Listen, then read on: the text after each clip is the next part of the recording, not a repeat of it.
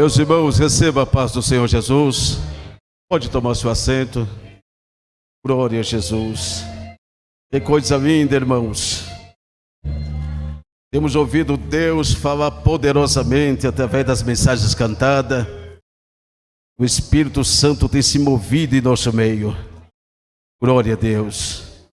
Estamos felizes de estar tendo essa oportunidade neste que é um culto denominado culto de vitória. Eu preciso da vitória do alto. Eu preciso de uma intervenção divina. E você? Nós precisamos daquilo que foge ao nosso alcance, que é impossível para nós. Precisamos que Deus venha obrar o impossível em nossas vidas. Você veio no lugar certo. O Senhor Deus te trouxe com laços de amor para ouvir uma palavra, para receber uma intervenção do céu, uma vitória. Saiba que Deus não despede ninguém vazio. Queridos irmãos, que alegria tamanha de estar aqui. Pastor Tony, meu muito obrigado pela recepção. Primeira vez a gestão do pastor Tony, há muitos anos atrás estive aqui, muitos anos mesmo, acho que o pastor Rivaldo, muito tempo. Nós, 12 anos, aproximadamente isso daí mesmo. Hoje estamos tendo a alegria de retornar a esta casa e de ver os irmãos neste propósito tão importante, propósito de busca de vitória, de busca de uma intervenção do céu. Meu muito obrigado, pastor Tony, pela recepção, a todos os obreiros, pastor Roberto, companheiro, que estendeu esse convite para nós estarmos aqui. Deus abençoe. Está comigo ali, coordenador do CREIO do Jardim Marcelo, nossa irmã Ivenai, nosso irmão Diego, está acompanhando nós. E Deus já tem falado de diversas formas. Abra comigo a Bíblia, a palavra do Senhor, Evangelho de Marcos, capítulo 5. Quero me valer de um versículo somente, irmãos. Nós vamos ver a narrativa do evangelista Marcos, capítulo 5. O versículo é o 22. Somente o versículo 22, irmão.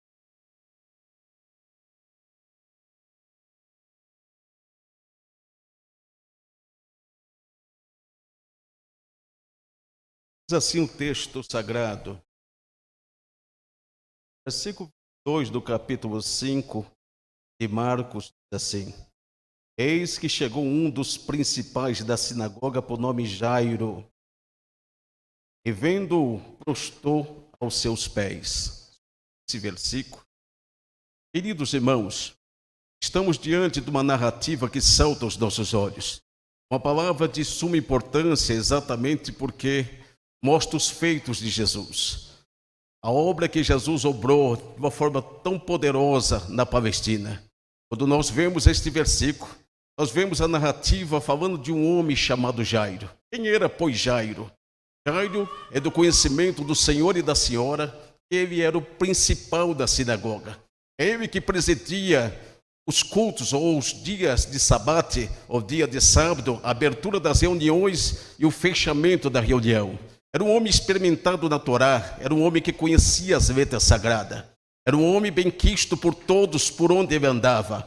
Era um homem que tinha um respeito, era um homem que tinha dinheiro, era bem abastado. Havia duas classes extremas naqueles dias: pessoas que tinham muito dinheiro e aqueles que faziam parte da elite religiosa eram pessoas que eram muito bem sucedidas. Jairo era um dos tais. Era uma pessoa que tinha muitas posses. Você conhece muito bem que todos aqueles que faziam parte da elite religiosa tinham o ministério do mestre, o ministério de Jesus como imposição.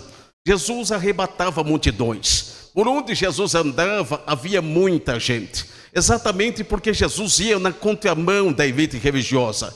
Jesus, ele dava atenção para as mulheres. Jesus parava para ouvir aqueles que estavam marginalizados ou estavam à margem da sociedade. Aquelas pessoas a qual não tinha voz era alvo do amor de Deus. Jesus parava para dar atenção, para abraçar uma criança. Então Jesus se torna popular.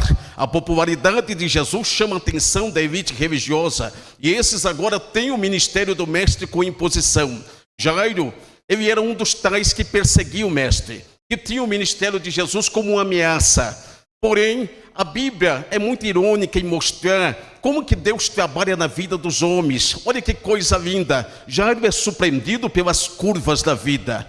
A sua filha agora está jazendo com uma enfermidade. Ela está doente, está moribunda. É do conhecimento do Senhor e da Senhora que naqueles dias, a medicina antiquada daqueles dias não podia sanar sequer uma febre. Uma simples infecção poderia levar uma pessoa a óbito. Então Jairo, ele vai esgotar todos os recursos que ele tinha com a medicina antiquada dos seus dias. Ele vai buscar os melhores médicos e ele não consegue lograr êxito. Ele não consegue trazer a cura para a sua menina que está jazendo num leito de enfermidade. Eu posso imaginar, e não é pecado imaginar, que Jairo ele entra na sinagoga no dia sabático, que era o dia de sábado, e ele busca os seus companheiros que eram da sinagoga, que eram fariseus, escribas, e ele começa a dizer: a minha menina está morrendo, o que nós podemos fazer? Eu posso imaginar que os seus companheiros batem no seu ombro e diz: nós só podemos orar, não podemos fazer mais nada, somente Deus pode fazer o impossível do milagre sobre a sua filha. Veja bem, Jairo ele perseguia o mestre, mas a ironia da vida mostra que Jairo agora vai vir até Jesus. Aquele que antes tinha o ministério do mestre com imposição, aquele que antes o perseguia, agora vai vir até Jesus. Ele vai vir e vai se prostrar diante do mestre. Aqui nós temos uma revelação da parte de Deus. Deus, ele sabe como trabalhar. Deixa eu te dizer uma coisa: o Evangelho é um Evangelho que prepara nós para as curvas da vida. O Evangelho não tira os problemas. O Evangelho não vai tirar o fardo. Jesus disse assim: você vai vir a mim sobrecarregado e eu vou te mostrar que o meu fardo é leve e o meu jugo é suave. Entenda bem esse versículo. Jugo significa canga. É uma armação de madeira dupla, aonde a pessoa colocava uma fita de couro no peito do animal para arar a terra. Em última análise, Jesus estava dizendo o seguinte: nós carregamos muitas das vezes um fardo pesado. E este fardo se torna pesado exatamente porque carregamos sozinho. Mas assim como o jugo é uma armação dupla, Jesus está dizendo o seguinte: que Ele vai estar do seu lado, te ajudando a carregar este fardo. Então este fardo que antes era pesado para você, tornar-se-á leve, porque você vai ter um parceiro que é Jesus Cristo. Ele não vai tirar o problema da sua vida. O Evangelho não vai imunizar você. O Evangelho não vai brindar você dos problemas. Mas Deus vai te dar nobreza, Deus vai te dar graça, Deus vai te dar um sustento e vai caminhar com você lado a lado. Você vai passar de cabeça erguida por esta luta. Este é o Evangelho de Jesus. As curvas da vida nós somos surpreendidos, mas a boa notícia é que nós temos um amigo que está do nosso lado. Você não está sozinho nesta empreitada, Ele está do seu lado. Você está caminhando com aquele que tudo pode. Ele está caminhando com você. Aleluia, glória a Deus. Jairo surpreendido diante disto, aquele que vivia uma teoria. Jairo vivia uma teoria. Ele conhecia as letras sagradas, mas não conhecia a fé. Ele não conhecia o Deus da letra sagrada. E Jesus vai permitir situações da vida desse homem chamado Jairo, exatamente para ele sair da imerge, exatamente para ele viver a prática. Deus não me chamou para viver uma teoria. Deus me chamou para ir para a prática. Deus te chamou para ir para a prática. Então Deus usa recursos para que nós possamos sair da imerge, para que nós possamos viver e vivenciar um céu aberto. Nós temos que viver a prática do Evangelho. Deus permite situações, e permitiu aquela situação na vida de Jairo. A palavra de conhecimento que Deus me dá aqui é exatamente com pessoas que entrou por essa reunião.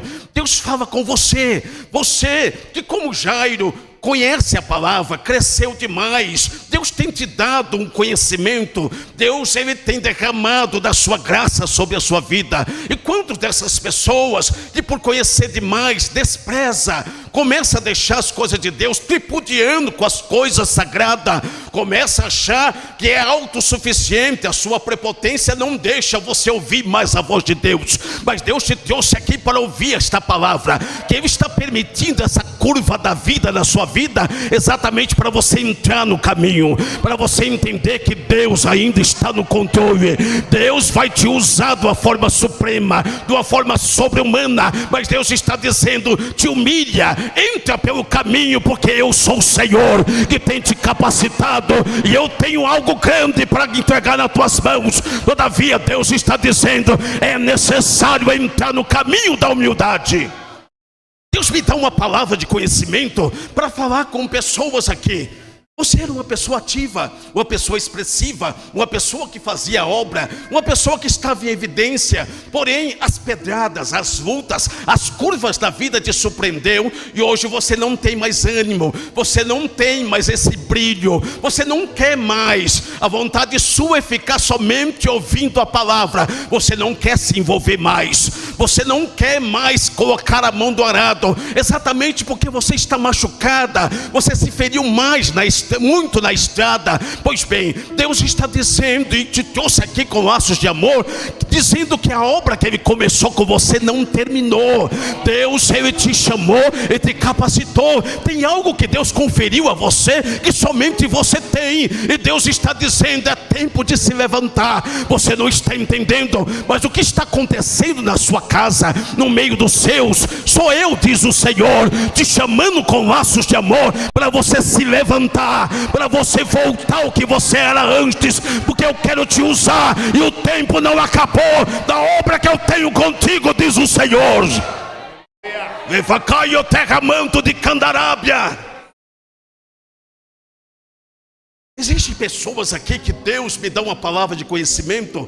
Talvez você não está entendendo. Quantas pessoas estão assim, passando por essa luta, e Deus te dá uma palavra nessa noite. Você tem orado, você tem buscado, você tem pedido a Deus: Deus, salva, entra, toca no coração dele. É coração enrijecido, é coração endurecido, muitos dizem que é irreversível, é pau que nasce torto. Pois bem, Deus está dizendo que o que Ele tem permitido na vida dele é uma permissão de Deus. Deus está usando todas as estratagemas para trazer. Não se preocupe, não se preocupe, porque Deus está tratando lá. Ele vai ter que se prostrar diante do Senhor. Deixa eu te dizer, nós queremos a curto prazo que Deus faça a obra, que Deus salve. Porém, Deus, Ele tem o seu tempo. O meu tempo é o Cronos, que vem de cronologia. O tempo de Deus é o Kairos, o tempo exato de Deus agir. Deixa eu te dizer uma coisa: o tempo de Deus vai chegar lá, e Deus está dizendo: tira a sua mão, porque eu coloquei as minhas mãos. Ele vai vir, e quando entrar por essas portas, não vai ser para brincar de ser crente. Quando eu fazer a minha obra, é para que o meu nome seja glorificado. Quantos creem, levanta a mão e exalta Ele nessa noite. E vai o terrácio, o terra vagai, o terra manto. Quando nós vemos esta passagem bíblica, nós vemos Jairo diante de uma situação. Ele se prostra diante de Jesus, e Jesus começa a acompanhar Jairo pelas ruas da Palestina antiga. A Bíblia diz, e quem diz é a Bíblia, que havia uma multidão apertando o mestre. Desta multidão podemos identificar algumas pessoas que estavam inseridas ali, grupos que estavam ali por interesse pessoal. Havia pessoas que tinham provado da multiplicação do pão, tinha gostado disso, e estava seguindo o mestre exatamente por causa disso. Quem são esses nos nossos dias? São aqueles que vêm para a igreja em busca de uma prosperidade, em busca de ter uma vida resolvida. Deixa eu te dizer uma coisa: essa famigerada teologia da confissão positiva e da prosperidade, que tem gerado tantas pessoas dentro da igreja, cada vez mais as pessoas nesse frenesi, nessa agitação de buscar ter uma vida resolvida, estão se esquecendo da prioridade máxima de Jesus. Essa teologia difundida por T.L. Osborne, por Kenneth Hagin, por Benny Hinn, foi refutada nos Estados Unidos da América, mas em todo o Brasil em 94, na Renascer em Cristo. E hoje o que nós estamos vendo? Uma gama de crentes que vem em busca de ter uma vida resolvida. Deixa eu te dizer uma coisa: antes de Deus te dar riqueza material, Deus quer te dar algo a qual ladrão nenhum pode roubar, nem traça alguma pode roer, que é a riqueza do céu. Se você veio buscar isso, você está no lugar certo. Deus propõe entregar riquezas espirituais aqui. Quem quer isso, levanta a mão e toma posse. Quem quer isso, recebe da parte de Deus.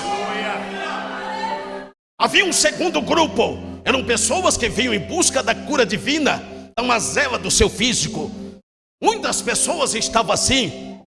Quem são esses nossos dias? São pessoas que vêm em busca da cura. Eles querem que o Senhor intervenha com a cura, mas eles não querem ter uma vida típica de adoração, de seguir Jesus com toda implicação.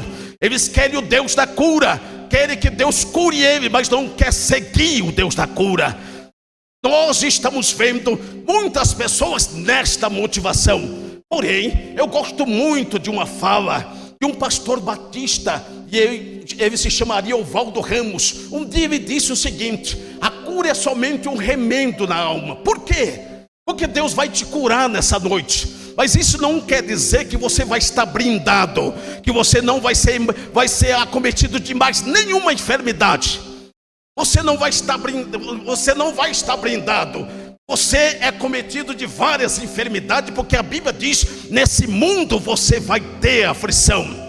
E quando você tiver nessa carcaça, nesse corpo corruptível, nós vamos ser levados a muitas enfermidades. Mas a boa notícia é que muito breve vai acontecer um acontecimento, que é o rapto da igreja. Aí, isto que é o corruptível torna-se incorruptível. Você vai ter um corpo glorificado.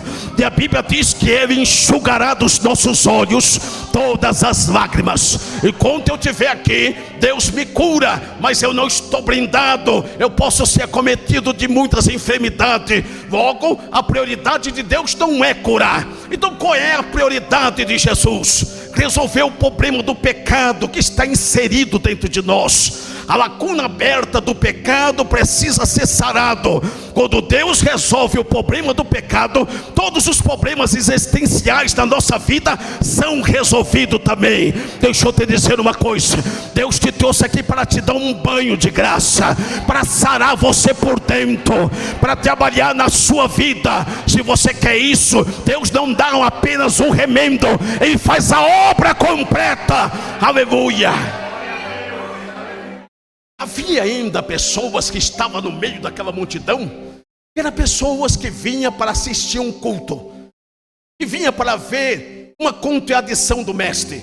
A elite religiosa dos seus dias, aqueles homens, eles não vinham para se prostrar, para adorar Jesus. Eles estavam ali para ver uma contradição do mestre. Eles vinham assistir para ver se Jesus ia escorregar em alguma coisa. Quem são esses nossos dias?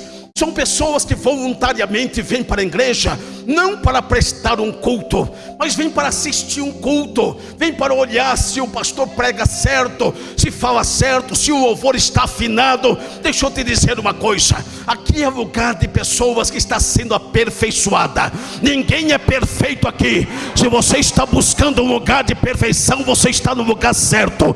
Todos nós estamos num processo de aperfeiçoamento. Eu estou sendo aperfeiçoado, você está sendo aperfeiçoado. Existe uma placa em mim dizendo: desculpe o transtorno, eu sou uma construção de Deus. Você é uma construção de Deus. Logo, quando eu entro numa reunião como essa, eu me prostro diante dele, eu me lanço aos seus pés, e eu sei que ele toca em mim. Aleluia, glória a Deus. Havia, diante daquela situação, aquela multidão que apertava, e de repente uma mulher rouba a cena. Quem é essa mulher? Essa mulher não tem nome. Essa mulher é anônima. Ninguém sabe o nome desta mulher, mas ela vai transcender em uma atitude nobre. Ela vai tocar no mestre. Ela vai com um propósito naquele culto onde Jesus estava realizando. Essa mulher um dia teve um nome. Desde aquele tempo já existe essa cultura exacerbada, onde as pessoas nos veem por aquilo que nós temos. Aquela mulher, enquanto ela tinha dinheiro, ela era benquista, ela era chamada senhora, ela era chamada senhorita quando não era crente. Porém, ela foi acometida de uma enfermidade, de um fluxo de sangue. Ela não tinha mais recursos, porque tinha esgotado todos os seus recursos, o seu dinheiro, com a medicina adequada dos seus dias. E ela, sabendo de Jesus, ela vai até Jesus. Oh, irmão, coisa boa é o crente que tem propósito com Deus.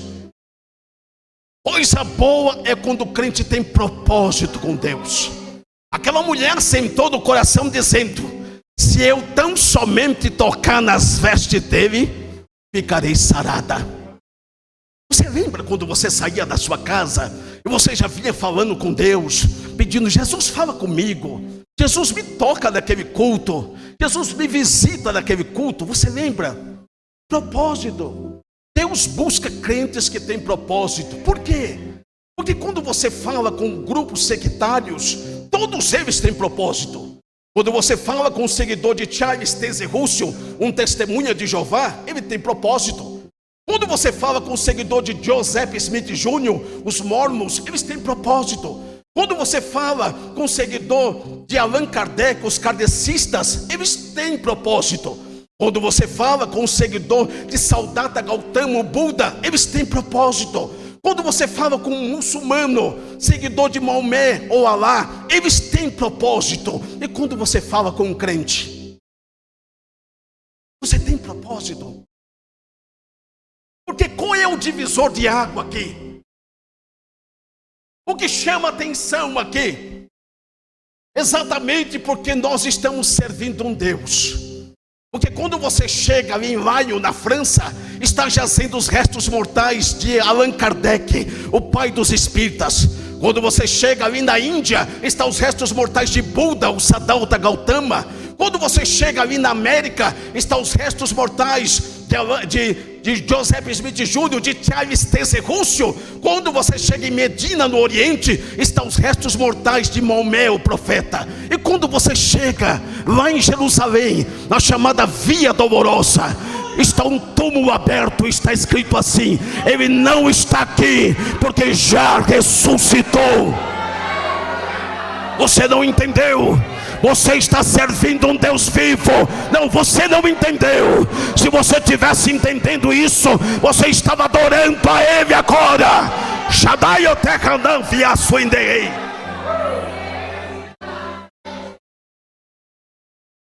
Você está servindo um Deus vivo.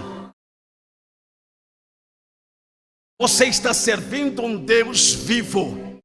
Aleluia. Aquela mulher, ela foi com um propósito. Ela rompe a multidão. Eu pergunto para você: o que é prioridade? Deus trabalha na esfera daquilo que é urgente ou daquilo que é importante? Porque para Jairo era urgente que Jesus entrasse na sua casa para sanar sua filha. Mas para aquela mulher que estava sofrendo quase 12 anos, a idade da filha de Jairo, era importante que Jesus intervisse com a cura sobre a vida dela.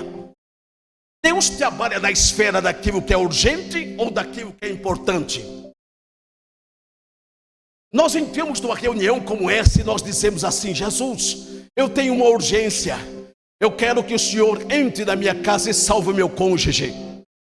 Aí Jesus olha para você e diz assim: você tem uma urgência e quer que eu entre na sua casa e salve o seu cônjuge. Mas agora eu tenho uma importância maior, porque nessa mesma hora, lá na África, existem pessoas que não se alimentou ainda, que estão morrendo de fome. Eu tenho uma urgência, eu quero que o Senhor abra uma porta. Deus fala para você: eu tenho algo mais importante nessa porta que você quer que eu abra. Porque nessa mesma hora na Índia, existem pessoas literalmente nuas, lançadas na valeta, na sarjeta, no barro. Almas que estão morrendo literalmente. Então Deus, Ele trabalha na esfera daquilo que é importante. Então eu quero a bênção a curto prazo. Eu quero que Deus faça do meu jeito. E Deus está dizendo: não é do seu jeito, e sim do meu jeito. Não é na sua hora, mas é na minha hora. Você tem coisas que são urgentes, mas eu tenho algo que é mais importante. Deus vai trabalhar as prioridades da sua vida. Descanse descansa, porque Deus está trabalhando nos bastidores. Você plantou uma semente, você não está vendo nada acontecer. A oração é uma semente, mas no mundo espiritual a sua oração como uma semente já quebrou. Vai brotar, diz o Senhor, e Deus vai conceder a vitória na sua petição. Respeite o processo de Deus.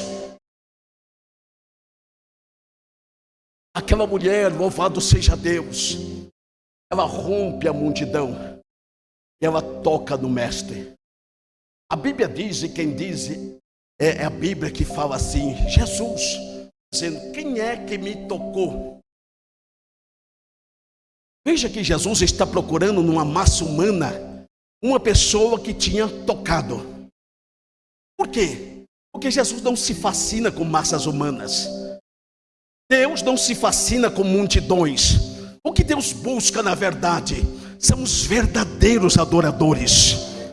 São pessoas que transcendem em meio à multidão, como aquela mulher, de tocar em Jesus de uma forma diferente. São pessoas que vêm com o coração inteiro numa reunião como essa e não olha para A e nem para B, mas fecha os seus olhos, se liga no céu e começa a ouvir a voz do meigo nazareno. São pessoas, louvado seja Deus, que entram numa reunião como essa sabendo que o dono da casa está aqui e ele tem coisa grande para realizar na sua vida. Por isso você guarda os seus pés, você dá ouvido à voz do Espírito Santo. Como é bom ver pessoas assim. No meio de uma multidão, Jesus está procurando uma mulher que tinha tocado ele diferente. Aquela mulher trêmula. Pedro ainda indaga dizendo: Senhor, como tu diz, quem te tocou? A multidão está apertando. Alguém me tocou, porque de mim saiu virtude. Alguém me tocou. Veja bem, aquela mulher se apresenta e dá um testemunho. Você não está entendendo o que Deus está falando. Você vai contar o testemunho. Você vai fazer um culto de ação de graça. Aquela mulher começa a contar o estado que ela estava. Agora entenda-me, por favor. Aquela mulher estava numa situação deplorável. Estava arrasada 3 vezes. Fisicamente ela estava definhando. Pensa comigo, uma pessoa perdendo sangue 12 anos. Estava fraca, anêmica, definhando. Estava arrasada moralmente. Aquela que antes estava por cima, que fazia parte da elite daquele tempo, agora era chamada de imunda. Moralmente ela era imunda. Ela não era chamada pelo nome. Todos a conheciam como a imunda. Veja, acima de tudo, aquela mulher, ela estava arrasada espiritualmente. Eu posso imaginar, e não é pecado imaginar, que muitas pessoas vieram, oraram por ela. E quantas pessoas, quando nós estamos passando por luta, vêm, proferem palavras, mas as coisas não acontecem. Aquela mulher estava frustrada. É exatamente assim que ela se apresenta diante de Jesus. Jesus olha para ela e diz: filha, tem bom ânimo. A primeira coisa que Jesus faz na vida daquela mulher é resgatar sua identidade de filha. Para todos ela era imunda, para Jesus ela era filha. Deixa eu te dizer uma coisa aqui. Existe muito esse negócio das pessoas olhar a gente por aquilo que nós temos, não é? O que difere de mim, o que traz a diferença entre mim e você nesse momento é somente essa tribuna. Mas diante de Deus todos nós somos iguais. Aqui não tem grande, não tem maioral. Os holofotes não estão em cima do pastor. Os holofotes estão em cima daquele que tudo pode, que é Jesus. No céu não existe bispo, não existe apóstolo, não existe pastor. No céu nós somos chamados assim, filhos, filhas. Você é chamado de filho e filha lá no céu. É por isso que nós estamos em pé de igualdade. Diante de Deus todos nós somos iguais. Aquela mulher, louvado seja Deus, ela está arrasada. Ela vem até Jesus e olha o que Jesus faz. A primeira coisa, restaurar o estado de filha. Quando eu entendo que eu sou filho, eu entendo que eu tenho acesso à casa do Pai. Eu tenho acesso à despensa da casa. eu tenho acesso à mesa. Você não está entendendo. Deus está colocando uma mesa aqui. Ele está dizendo: filho, come e bebe, porque é cumprido o teu caminho. Deus está te alimentando nessa noite. Deus está restaurando o seu último estado. Deus está te levantando com uma unção nova nessa noite. Deus está dizendo que muitos estão tripudiando com você. O diabo está te colocando na lona com espírito de acusação, mas Deus está dizendo: tu és meu filho, tu és minha filha. Ainda que muitos olhem de baixo para cima, Deus olha de cima para baixo e diz que tu és filho.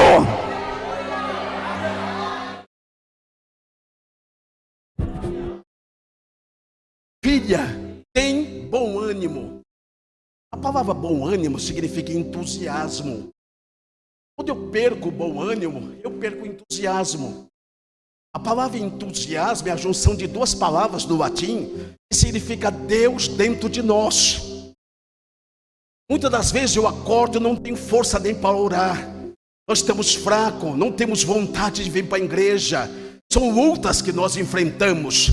Mas nessa mesma hora, nós começamos a ouvir a voz do Espírito Santo dentro de nós, nos impulsionando e dizendo: vai lá, meu servo, continua, não para, eu estou contigo. É Deus nos impulsionando para continuar. É Deus nos dando o impulso divino para nós continuar a caminhada.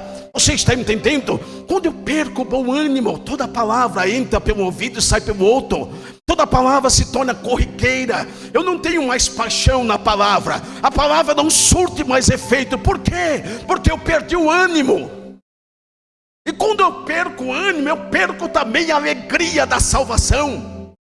Davi, ele tinha pecado contra Deus um dia. E no Salmo 51, que é um salmo maravilhoso, ele estava louvando a Deus. E ele diz assim: Senhor, não retires de mim o teu Espírito. Ele ainda tinha o Espírito Santo. Aí ele continua a cantar dizendo assim: torna a me dar a alegria da salvação. Quando eu perco o bom ânimo, eu perco a alegria da salvação. Eu não tenho mais aquele desejo das coisas de Deus. Quantas pessoas estão assim?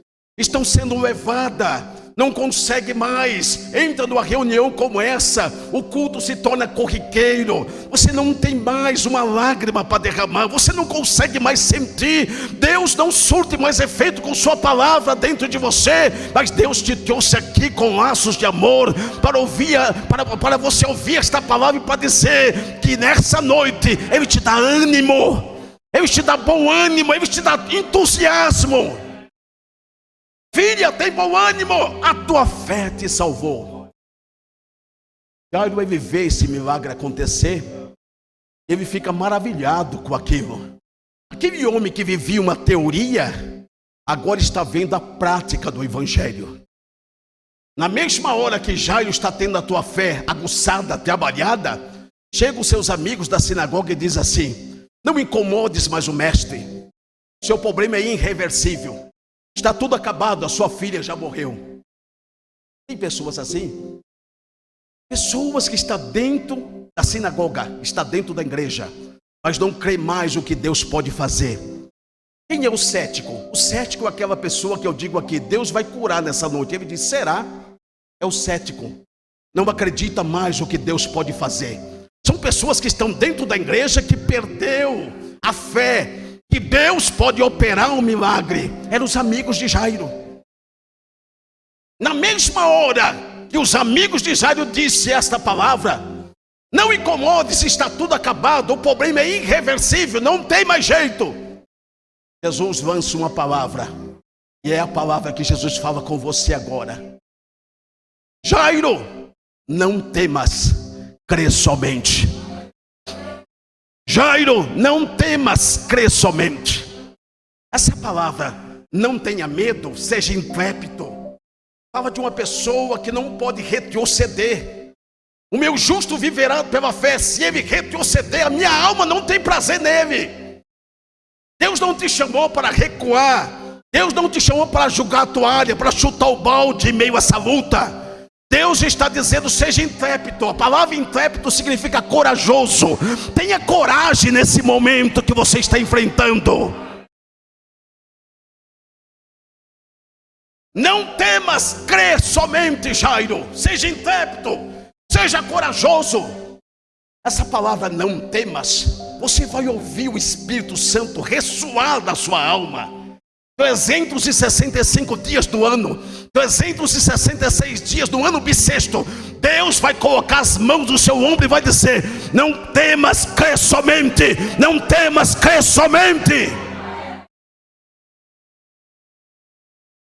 Eu vou terminar dizendo assim: Jairo entrou junto com Jesus em sua casa. Na casa de Jairo, entre a sua esposa, entre a Pedro, Tiago, João e Jesus. Quantas pessoas? Quantas pessoas? 6 pessoas entrou naquela casa. E quantas pessoas saíram quando abriu-se a porta novamente? 7 pessoas.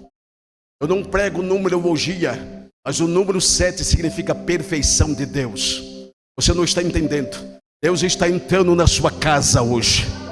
E tudo que está do lado dos avessos, tudo que está fora do lugar, tudo que está morto, Deus vai suscitar. Você não está entendendo? Deus está entrando na casa de crente aqui. E o que está morto, Deus vai trazer vida. O que está morto, Deus vai trazer vida. Ele está entrando na sua casa nessa noite. A perfeição de Deus vai ser aperfeiçoada naquele lugar. As coisas estão fora do lugar. Deus vai colocar tudo no devido lugar. Creia somente. Deus abençoe.